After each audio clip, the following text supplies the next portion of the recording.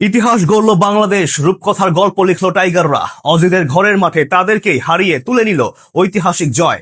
বল হাতে প্রথম ইনিংসে হাসানের 6 উইকেট, এরপর ব্যাট হাতে তামিমের সেঞ্চুরি ও শান্ত মিরাজের অর্ধশতক। দ্বিতীয় ইনিংসে এসে আবার বল হাতে মিরাজের ঘূর্ণি। সব মিলিয়ে অজির মাটিতে নিজেদের টেস্ট ইতিহাসের সবচেয়ে বড় জয়টাই তুলে নিয়েছে বাংলার বাঘেরা।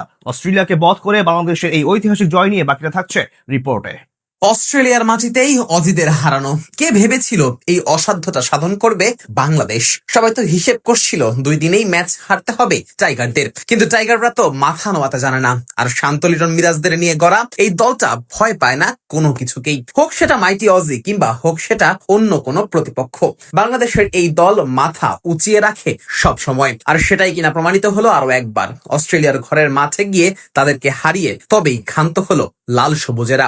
ডারউইনের তৃতীয় দিন শেষেই জয়ের সুবাতাস পাচ্ছিল বাংলাদেশ, শুধু অপেক্ষা ছিল আনুষ্ঠানিকতার। চতুর্থ দিনেই যে জয়টা আসবে এমনটাই চিন্তা করছিল সকলে, শেষ পর্যন্ত সেটাই হলো। চতুর্থ দিনেই ম্যাচ নিজেদের করে নিল মিরাজ শান্তরা। এদিন শুরুটা বেশ দারুণই করে লাল সবুজেরা, সুযোগও পেয়ে যায় আগে ভাগে। হাসান মাহমুদের বলেও উইকেটের পেছনে ক্যাচ তুলেছিলেন Alex Carey. Wicket keeper Liton Das dive দিয়ে সেই ক্যাচ লুফে নেওয়ার চেষ্টা করলেও 50-50 চান্সে সেটা আর ধরা সম্ভব হয়নি। তবে বেশিক্ষণ অবশ্য টিকতে পারেননি ক্যারি, ধরা পড়েন সেই লিটনের হাতেই। মিরাজের বলে উইকেটের পেছনে ক্যাচ দিয়ে বিদায় নিতে হয় এই বাঁহাতিকে। এক প্রান্ত থেকে উইকেট পড়লেও ক্যামেরন গ্রিনের ব্যাটে ভর করে আশা বাঁচিয়ে রেখেছিল অজিরা।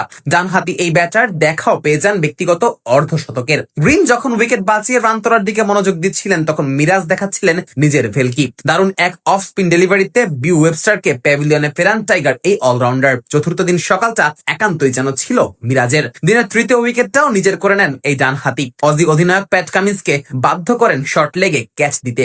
7 উইকেট হারালেও শেষ পর্যন্ত অবশ্য লিড নিয়ে নেয় অস্ট্রেলিয়া। 15 রানের লিড নিয়ে লাঞ্চ বিরতিতে যায় স্বাগতিকেরা। বিরতির পর এসে অবশ্য বল হাতে উইকেট তুলে নেন টাইগার পেসার তাসকিন আহমেদ।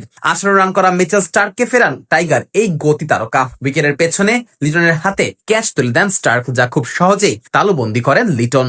যদিও ক্যামেরন গ্রিন তখনও আগলে রেখেছিলেন অস্ট্রেলিয়াকে, এমনকি ব্যক্তিগত শতকের দেখাও পেয়ে যান এই তারকা, কিন্তু খুব বেশি সময় আর টেকা হয়নি গ্রিনের। নতুন বলে তাকে ধরাশায়ী করেন হাসান মাহমুদ। 104 রানে হাসানের বলে বোল্ড হয়ে ফিরতে হয় গ্রিনকে। এরপর শেষ উইকেটটা তুলে নেন মেহেদী হাসান মিরাজ। নাথান লায়নকে এলবিডব্লিউর ফাঁদে ফেলে বিদায় করেন এই ডানহাতি অলরাউন্ডার। সেই সাথে তুলে নেন নিজের ফাইফারও, আর তাতে করে 284 রানে থামে অজিদের ইনিংস। বাংলাদেশের সামনে লক্ষ্য দাঁড়ায় 57 রানের। অল্প রানের লক্ষ্য তারা করতে নেমে অবশ্য খুব একটা ঝামেলায় পড়তে হয়নি টাইগারদের। খুব সহজেই জয় তুলে নিয়ে মাঠ ছাড়ে লাল সবুজেরা। সেই সাথে প্রথমবারের মতো অস্ট্রেলিয়ার মাটিতে লেখে রূপকথার গল্প।